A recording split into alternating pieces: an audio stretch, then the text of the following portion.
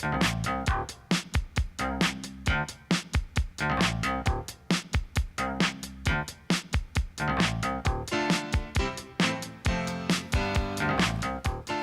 I'm Marcia Cavanaugh. Thanks so much for joining us. But through the years, we have heard many strategies for fighting violence in New Orleans. This week, Mayor Cantrell suggested a holistic approach as part of finding a cure.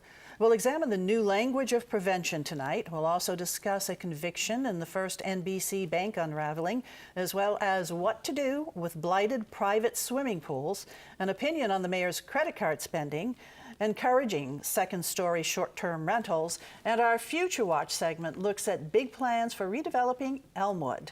Joining us are tonight's Informed Sources. Errol Laborde, producer of Informed Sources; Richard Thompson, reporter, The New Orleans Advocate; Don Ostrom, Channel 12's Future Watch reporter; and Kevin Litton, reporter, NOLA.com, The Times-Picayune.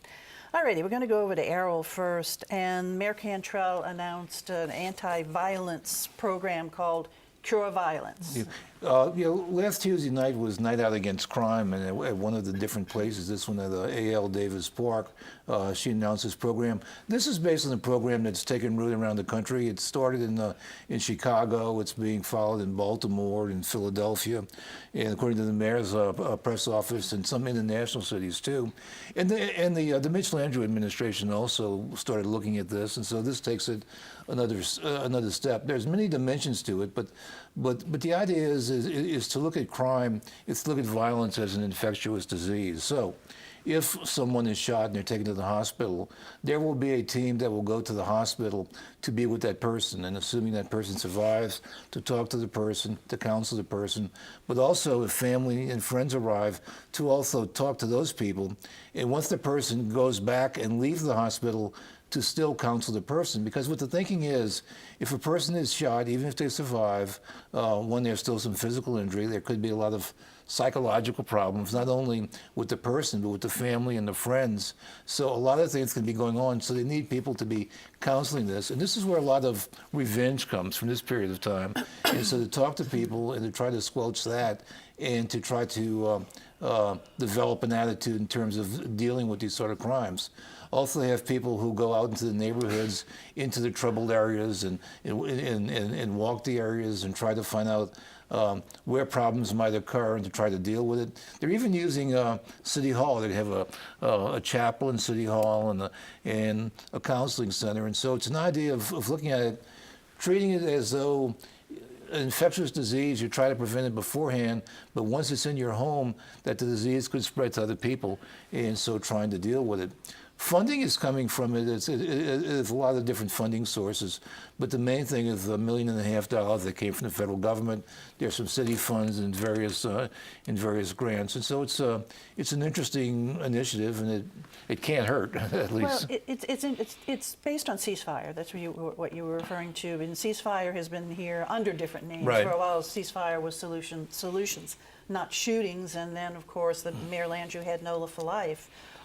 This is, from what I can understand, really looking at it as a public health issue, this matter of violence Absolutely. in the streets. And also that this initiative will start with kids younger than what the previous initiatives had. I mean, because the mayor has talked about younger children are committing crimes, ages 10 to 12. So And even at the press conference, the city's health officer was there to talk about it. And so, yeah, to try to make that analogy and to try to get more people involved, trying to get more clergy, trying to get more religious people involved in it at different levels. Right. The schools also are going to be involved, particularly the schools in Central City at first.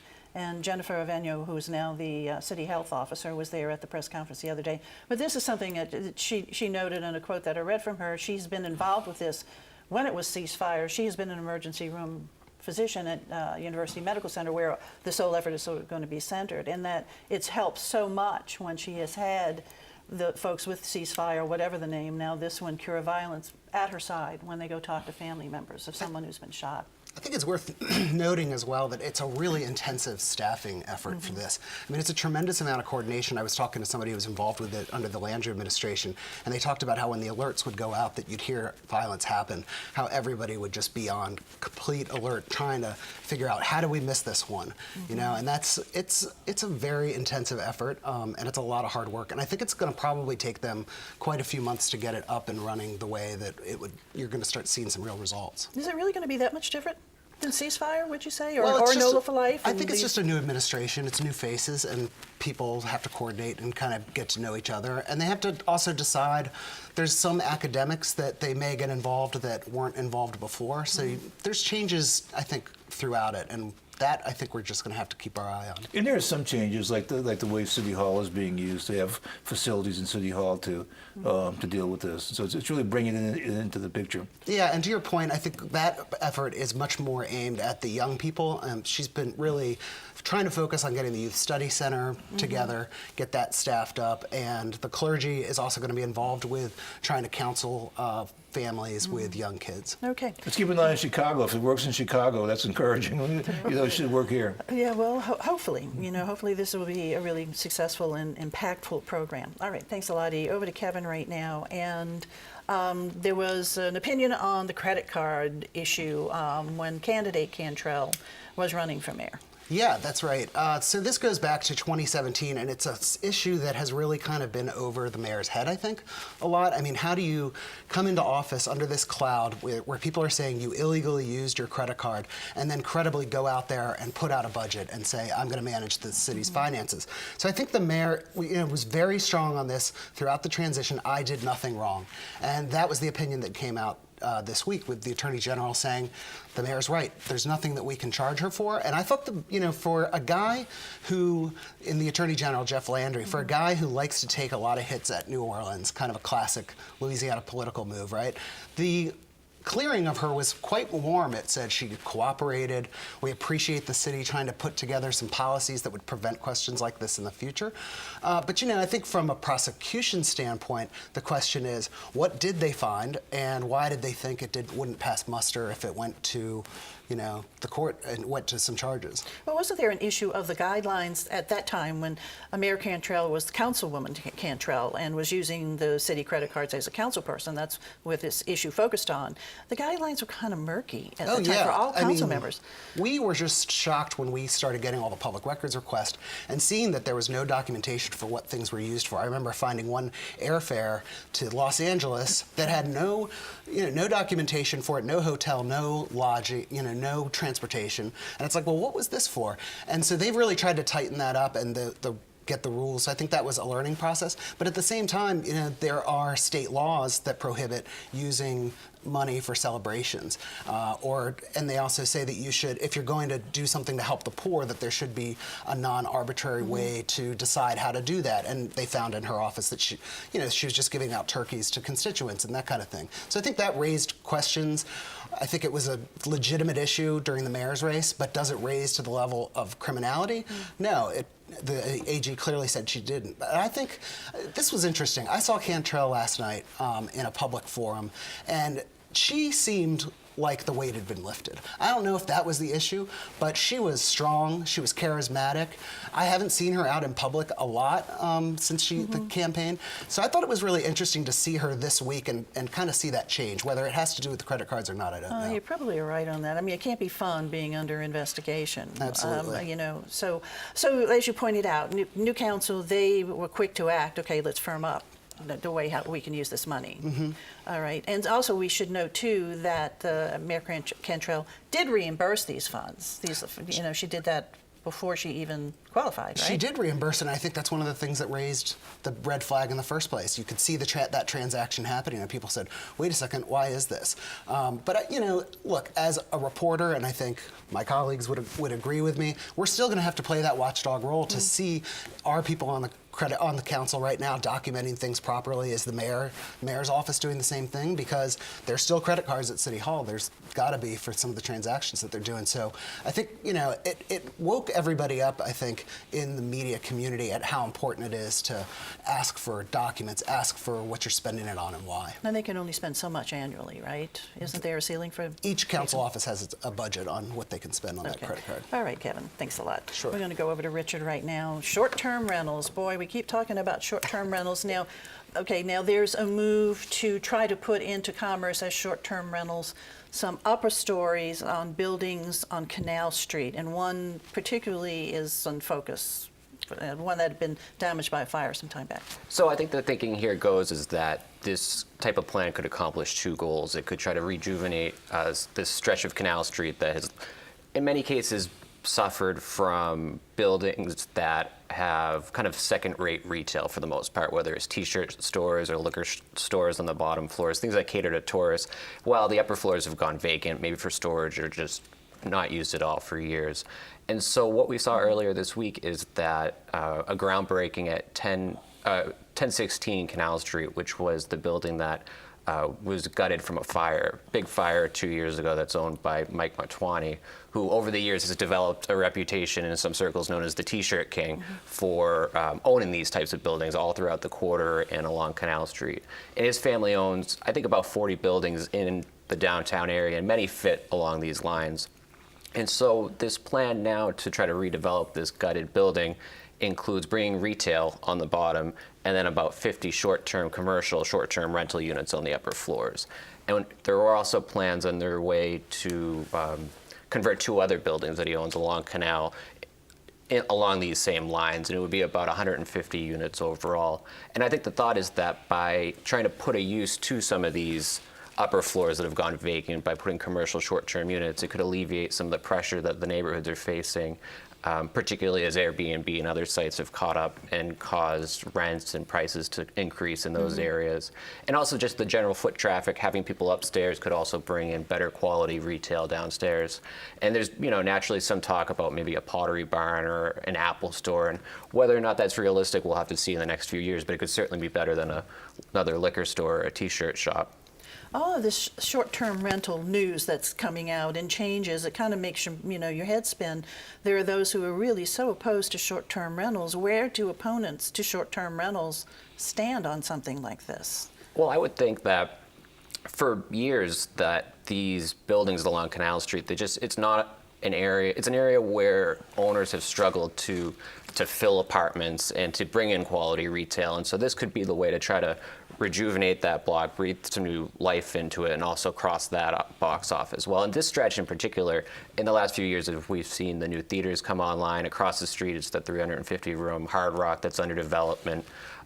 Slowly but surely, it's starting to come back. We've still got the Lowe's Theater that's an eyesore that's kind of stalling development, heading closer up to Claiborne. But in both directions, there's construction underway, and maybe this could continue that momentum a little bit. Whenever Mike Motwani's name is involved, people pay attention. There'll be a reaction to it, so. One comment that I saw that I thought was interesting about, to go to your question on Canal, is that if there was any place that there should be short-term rentals or that it would work, it would be Canal Street, because there's enough activity, there's enough, business that's going on there that's not going to take away from the overall spirit of It's not going to disrupt the Canal neighborhood, Street. which Right. has been such a, And that's really what the concern. planners have really been looking at, is the other, not just Canal. Canal's really our signature commercial corridor. CBD warehouse district area. They're trying to figure out that whole. That whole thing, but also the retail corridors as you go out from the historic core. And so they're going to be allowing, that's how the regulations are moving. But looking at the new guidelines that have been approved by the City Planning Commission, now going to council, it limits the number of units in the commercial area in a building, but it's grandfathered in some of these buildings that have been renovated specifically for that in the downtown area. I don't know the legalities around the grandfathering in. The 25% thing is something that they're really strongly looking at, and the company that's behind the short-term rentals on the property on Canal Street, Sonder, is really looking to get into more multifamily. And what they've said is that the 25% is going to be a problem, because if it's so arbitrary, they're saying you got to go building by building. You got to decide how many units will be affordable and how many units will be short-term rentals.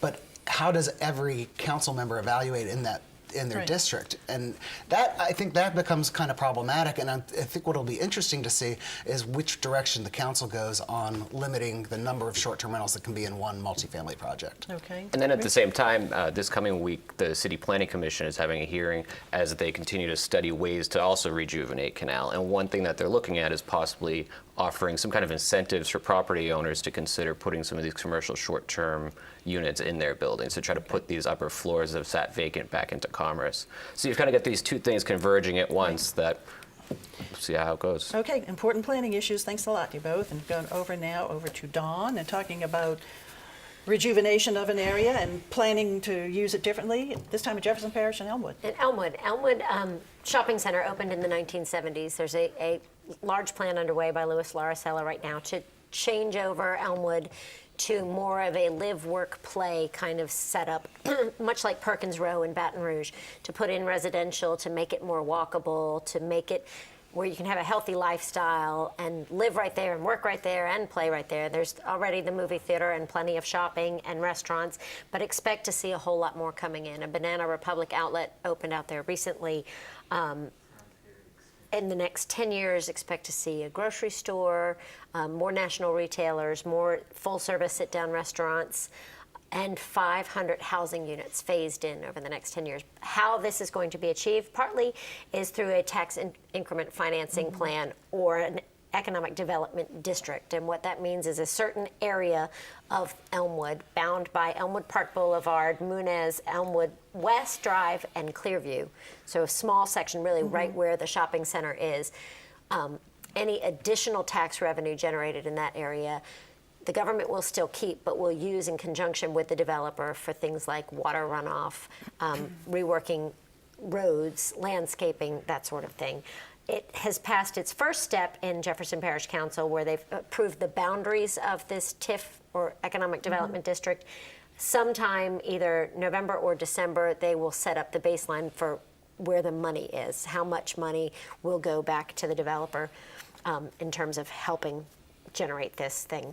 But there's the old Kmart is going to become residential and retail out That there. building's going. That building, Yeah, gonna- it will be, I mean, we don't have anything like this in Jefferson Parish yet, really, in New Orleans. The whole walkable, shopping, livable, very... Like you compared it to Perkins Row in Baton Rouge, if anybody's been up to see that. It's like a little village, like a little Right. town. I've been to, the first area like this I ever saw was in Columbus, Ohio, where you can go do everything. You can live, you can shop, you can work, and it's all completely walkable. Yeah. Well, I think this is the shopping center of tomorrow because shopping centers across the country are facing difficulties with all the online commerce. And so the answer has been partially to put residential in those places. And so, shopping centers of the future would all have residential and more entertainment bases. I was talking with Jerry Bologna with Jefferson Economic Development Corporation, and he said, most of Jefferson Parish, almost all of Jefferson Parish housing is traditional single-family homes and traditional style apartments. There is nothing like this in the whole parish. So it will be a brand new idea. This mall has kind of changed. I've lived here 20 years, and I've seen the Elmwood area just continue to change and improve and change and improve. And this is just, it's staying on that trajectory. They attract shoppers from all over New Orleans and Jefferson Parish. And The irony of all this to me is that you've got, like we could talk about, Canal Street has been on the decline since the 1960s, right? And some of it's because there's like this suburban flight out to the suburbs, and now you've got these developers who are recreating a downtown in the suburbs, right? Exactly. Using all those development principles where you got people living upstairs and Right. people there to shop. A It's walkable interesting. area, yeah, just really increasing the amenities there, because there's already a lot of activity there. A lot of people definitely shop there. It's a busy spot. And then we should mention around the bend on the other side of the bridge is that whole Oxnard development that's going on along that Jefferson Highway. also is an economic development district with TIF financing set up, but that's a little slower to get going because it takes the new retail and the money generated from that new retail to provide the money back to the developer. So as development happens there, you'll see the Ochsner area grow as well. Okay, exciting time. All right, thanks a lot, Don. Back over to Richard real quick, and we had our first conviction in the First NBC Bank So failure. nearly a year and a half after First NBC collapsed this week, we saw the first conviction when Slidell contractor Jeffrey Dunlap pled guilty. And Dunlap was charged earlier this year in a bill of information, which is always a signal that they're cooperating with the government with one count of conspiracy to commit bank fraud. And at the time, in his bill of information, and again this week in the documents that went along with his guilty plea, it outlined essentially that he had obtained a $22 million line of credit using fraudulent documents from the bank at the urging and guidance of the bank's founder and former president, Ashton Ryan. And it should be noted that the documents don't name Ashton by name. They name frequent reference to Bank President A. But it's very clear that if you follow his career in the way it's described in the timeline, it's Ashton Ryan. And there's no doubt from looking through these documents that he is in the crosshairs of the federal prosecutors who are looking at this, because his name is mentioned, or that reference is mentioned almost as much as Mr. Dunlap. So, but Ashton Ryan has had no charges filed against him. He hasn't been thus charged far. at this point, and his attorney declined comment on it this week. But essentially, what's at play here is that, and this has nothing to do with the bank's collapse by any means, but what the federal prosecutors are charging is that Mr. Dunlap's firm, he had a contracting firm that had a side deal with Ashton as they were trying to develop a large 161-acre plot in Mandeville. And essentially, rather than pay his firm for the work, Ashton extended a line of credit through the bank for Mr. Dunlap. And so that's what he would use. Rather than pay him out of his own pocket, he'd dip into the bank's kitty to try to keep it going, with the idea that once that land had sold, he'd pay back his debts on it. All right, so he awaits sentencing. So he awaits sentencing at this point. He faced potentially 30 years and $1 million fine. Under the terms that were recommended by prosecutors this week, it could be about 6.5 years. I'm expecting chances are that the sentencing, which is scheduled for January now, will be delayed again. Usually, I think with these kind of things, it'll be delayed as he continues to cooperate until there's some kind of resolution, and perhaps we'll see that sentence continue to be whittled down. I mean, this grand jury has been looking at this for well over a year now. At some point, they've got to be getting a little bit closer, but it's clear that he's participating, and this is certainly a thing that is in their crosshairs with them. Okay, all right, Richard, thanks a lot. Back over to Kevin now, and blighted pools. It's been a problem in neighborhoods around town. Particularly, there was one pool in Lakeview that was really driving neighbors crazy. I was surprised at how many there were. I mean, the Lakeview pool is pretty out there, and I mean, And these are private pools, right? Private these are pools. private pools, yeah. And this pool was like on their radar for like 13 years. I mean, I was just trying to imagine having to live next to a pool that attracts mosquitoes and smells and looks bad.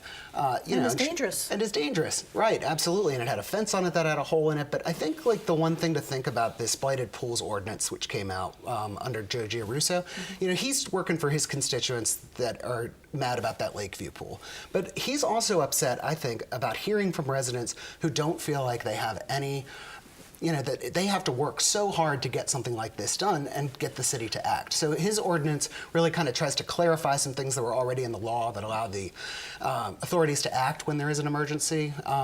And they have a hole in the pool so that they can go in and like fill the pool, because there's a concern about property rights. There's a concern about, you know, your rights under the Constitution, that you can't have somebody come onto your property and ruin it for really, you know, a minor reason. But I think this goes to a larger effort by Giarrusso to really, through his committee, try to explore why it has been hard to get code enforcement to act in certain cases.